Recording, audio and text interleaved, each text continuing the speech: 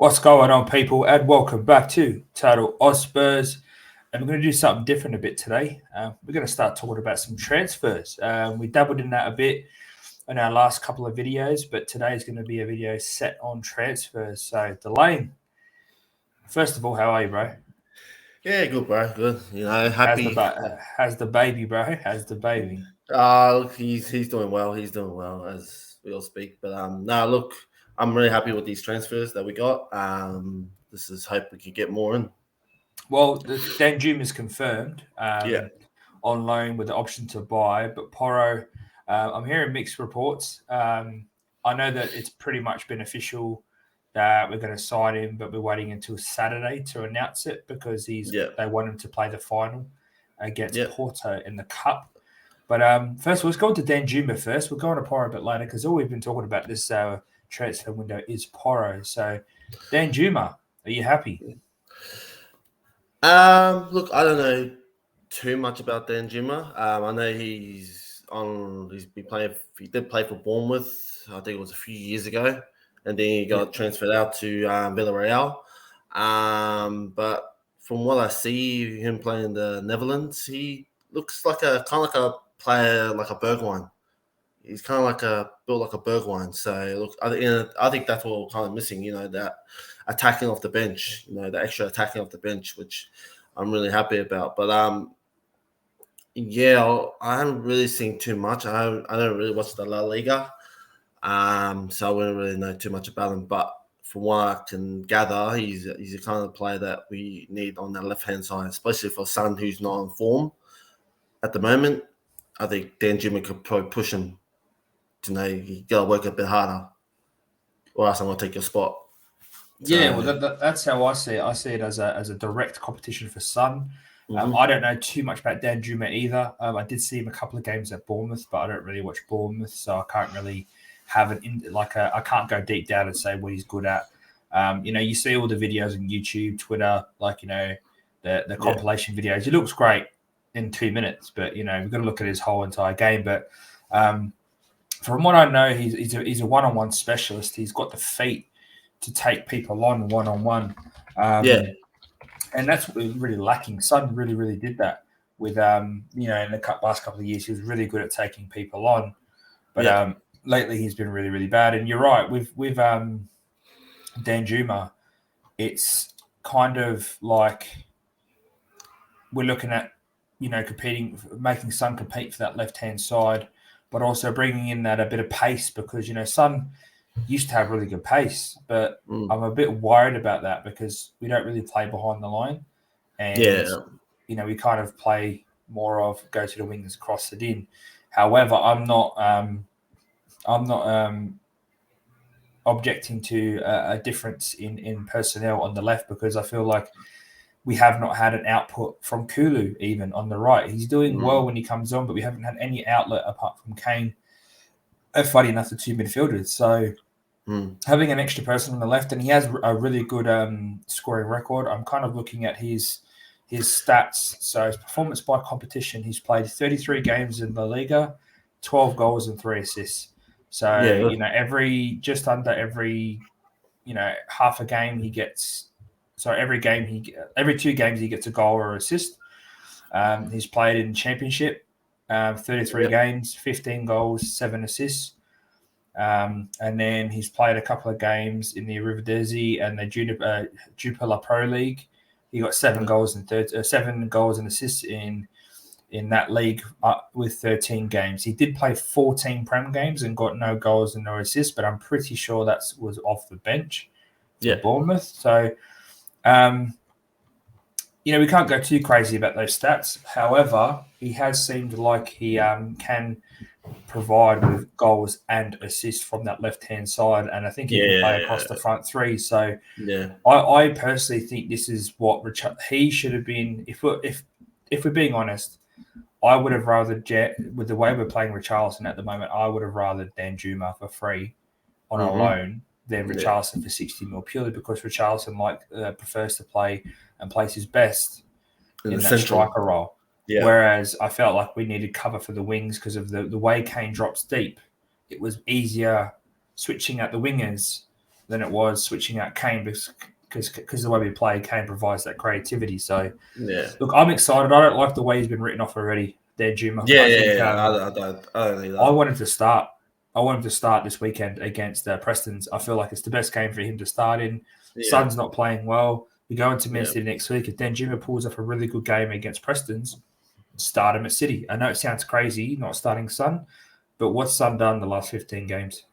Nothing, man. But yeah, I agree with you. I think, and what Danjuma provides, he provides that dribbling ability. He's got wicked dribbling ability. He's really good on his feet, and he takes the line on, he takes the players on, and he can beat them. Nine times out of 10, he beats them, and then he can provide that cross, which I think that's what Sonny's lacking. He doesn't do it. He just doesn't run the players. He doesn't dribble. Or if he does dribble, he loses the ball, it's like he's lost all his footballing ability. Yeah, I don't know, man.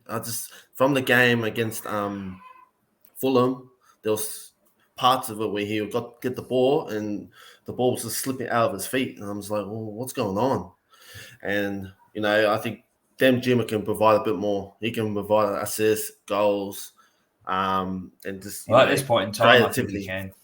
Yeah, 100%. I think he'll provide a little bit more what Son can do. So look, I'm excited, and for people who are writing him off, like you can't write him off already. He's only just come in, give the guy a chance, see what he can do. It's only just a loan. If he's not doing so well, we can just loan him back. But that's the thing. It's a loan with I think it's a 23 million euro buyout clause if we want to keep him. And that's the thing. There's a win-win. He comes in, he plays really, really well. Yeah, good bit of business. We paid 20 mil for him. We paid 20-something mil for Son anyway, and we've got a backup for Son. And if he doesn't play well, we just send him back to Villarreal and go, well, we didn't pay any big cash for him. We just paid his wages for a few months and then see you later. We're not playing it. It's a win-win situation, and that's where we should be using these loans to, like Lenglet's an example. Yeah. We all thought, why load him? Just buy him. Like he's a decent centre back from Barcelona. But now I'm sitting there thinking, I'm glad we didn't buy him. I'm glad it's just a season loan because I don't think he's good enough. I think he's a good centre back, but I don't think he's good enough for the Prem or what we want to achieve. So, definitely good. Send him back to Barcelona. There's no obligation to buy. Sweet. Yeah, 100%, man.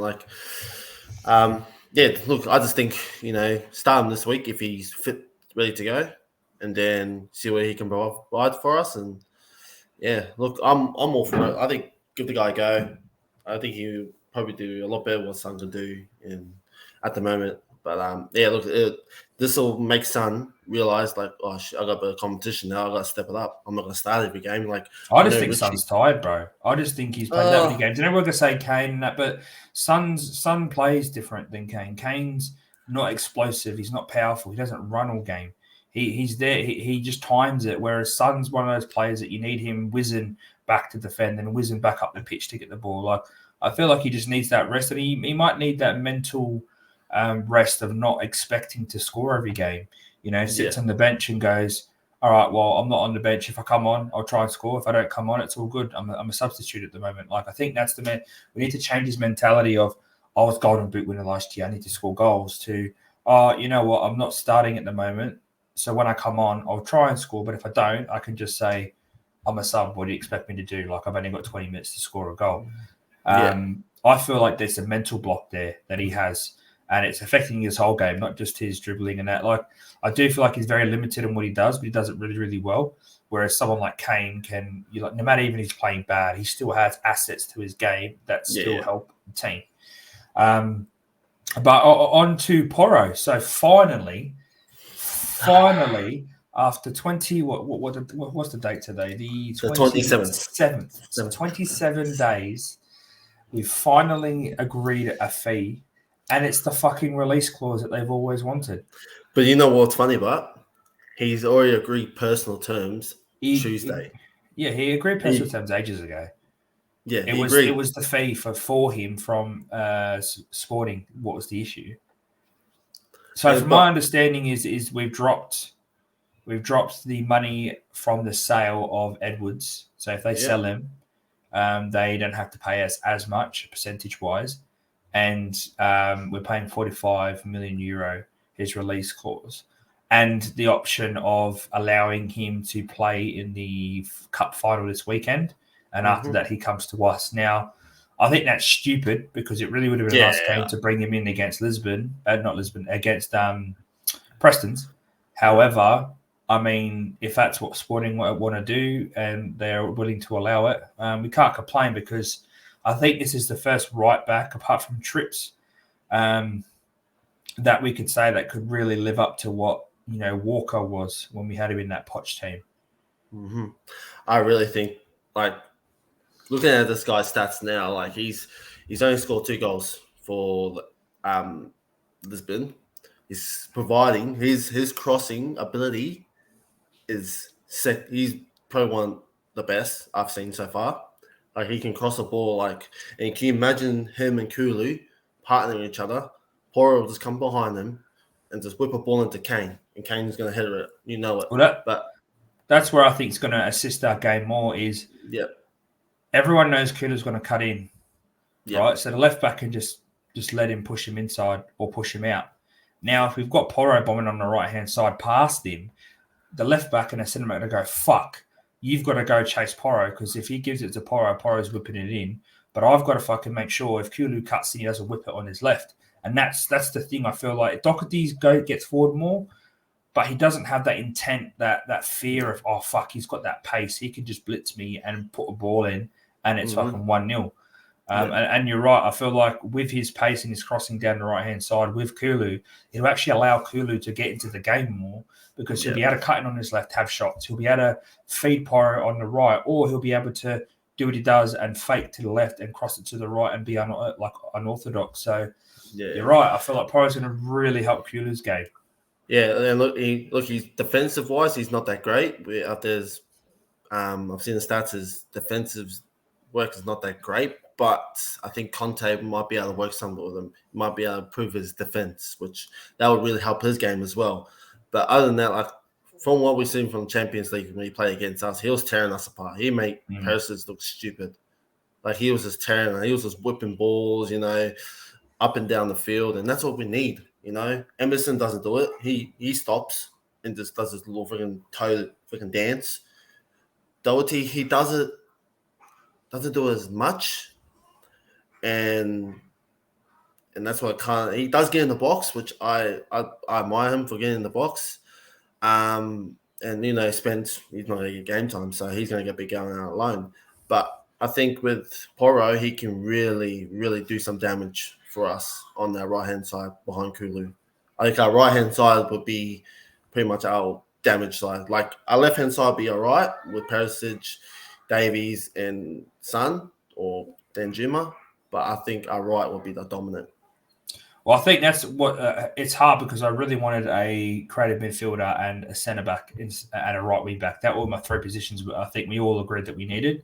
But it is nice to hear, like, okay, well, Perisic is playing good attacking on the left. He's not really great defensive. I personally would put Davies back in my centre back. I feel like he's much better than what Langley has been lately. And then with Danjuma and as an extras, so I feel like we're kind of shoring up our attack to go at teams a bit more. However, it's a great bit of business. And the thing is with Porro, he's playing as a right back, I'm pretty sure, for Sporting. So, I think he'll thrive in this system as long as Romero doesn't go all Hail Mary and try and take everyone out, because otherwise we might have to bring Emerson in when we need to defend, when we're defending a lead. But on that, like with Porro and Danjuma, I'm happy so far. But for me, I feel like we need more. I don't think this is. I think this is a 5 out of 10 window if we get those 2 players, because we haven't addressed the issues that we really, really need. We really, really need a centre back, and we really need a creative midfielder that can provide assists from the midfield. Now, I know we're looking at Zaniolo. From what I'm hearing, Bournemouth are offering 30 mil plus bonuses, plus they're offering fees from the resale. Now, that's understandable because obviously players are gonna buy people off, Bournemouth, and they're going to get a good fee for it because Bournemouth aren't that team that are going to make the Champions League. Sorry, guys, Lane just had to step out for a bit. His boy's hungry, I think, so he's just going to help out. But for me, Zaniolo would have been good. However, he's injury prone. and it seems like we've kind of lost interest in him, and we've all admired Madison. I think Madison would be great if we had him back. Welcome back, D, by the way. However, Sorry, you know, there's one player I think we've mentioned in the past who's available now. Mourinho wanted him, and he's currently going for cheap. And I think we all know who that player is. Not Zaniolo. Oh, look, I would get Zaniolo, to be honest. I'll get Zaniolo, but we've heard his injury props from Roma. Roma want a big fee for him, which I'm not really. I know he's got injury. It's 30 mil. It's 30 mil. Yeah. And then Bournemouth have added on the sell-on fee, and they've added on bonuses on top. So if they make top 6 or something like that, I'm not sure what they are, but that's what they've added on. And then Roma are asking AC Milan to match it if they want it. But I was actually mentioning with the Mourinho thing with Skriniar. So I think Delaney's got to go, guys, because his boy's crying. So it's all good, bro. If you head off. Sorry, bro. He's just crying, and I gotta gel that's off. All good, bro. Head off. But now, look, I'm hoping this Porro deal gets done soon. Hope we get the here we go from Fabrizio Romano. And look, I want Skriniar, and I want another midfielder. That's all I'm saying. I want another midfielder and Skriniar. And I'll be happy with that transfer with them, and that's legit. I'll be happy. Yeah, so would I, bro. So would I. But you have to head off, bro. Head off, and I'll finish this video out. Cheers, guys. See you guys later. Catch you, bro. So what I was getting onto was Zaniolo was a good option. I'd really like to have Madison. To be honest, Madison is probably my top notch, as well as because of the way Leicester's playing so far. I feel like we could snatch him up, but I don't think so. I think Newcastle are looking for him. But Skriniar, 20 mil apparently he's going for. PSG, I think, have been turned down by Inter to get him, but he's played with Conte. He knows the system, and he's won a league with Conte. And so he's a winner, knows the system, and there's a decent centre back. So I don't understand why we aren't chucking 30, 35 mil and going, fuck it, we'll pay over the odds, but we'll get Skriniar in because this defence needs someone to partner Romero, whether it's in a back 4 or a back 3. And then just the midfielder. Now, it's really hard because I don't think we're going to get Madison. I know we're looking at getting 50 mil for Anthony Gordon, but I don't think he's worth 50 mil. I saw funny enough, the Tata Spurs boys went to a game in November. Everton came out during the World Cup and played against Sydney FC. We were front row seats watching Everton, and they pretty much cruised past Sydney FC. But Gordon didn't look. He looked night and day compared to the players out here. But Sydney FC's level is like League 2, League 1 for me. When you compare to the teams that we're used to watching. So, I don't see the hype, especially with the way his attitude's been towards club. Now, I know there's been a lot of stuff going around with threats and stuff to him, but I still feel like, you gotta be humble, and you handle it professionally, like Mina did, Yerry Mina. So, he's a good little player, but I don't think he's the player that we need. In 2 to 3 years, maybe, if he hits his potential. But he's not the player that's going to save us this season to get into the top 4. I do still feel like if we get a centre-back and a centre-mid, a creative midfielder, that will help us, or that will get us into top 4. I'm not saying it will challenge for a title, because I do feel like we need to upgrade the other centre-back, the goalkeeper, and maybe the left side. Perisic is ageing and can't defend. So with that, I really feel like this window, we've got 4 days left. We need to pull something out. We need to pull like a Van der Vaart buy, that sort of thing, to really bring this window in to be a decent scoring. I'm still looking at it as a 4 or 5 out of 10. We didn't really want Danjuma. We start under Everton. And if we get Porro, that was our main target from day dot, and we should have had that buried, within the first week of the transfer window. So down the bottom, guys, comment on who you think we should go for next, and comment what you feel about the signing so far. Porro isn't 100% confirmed, but Fabrizio Morano has pretty much confirmed that after Saturday he will be unveiled as a Tottenham player for Porro. So I'm hoping we go for Skriniar. I'm hoping we go for a midfielder that's creative. We can't be going for anyone that's in the attacking third because we're abundant. We've got Hill, Son, Kulu, Kane, Richarlison, and now Danjuma. That's 6. So I feel like we've got a lot better options off the bench now. We have a lot stronger options when it comes to going forward if we need to score a goal. However, our weakest point in the team is defence, and we really need to work on that right now. So comment down below who you think we need. Make sure you're smashing a like and subscribing to the channel. And as always, we say here at Total Spurs, stay Spursy.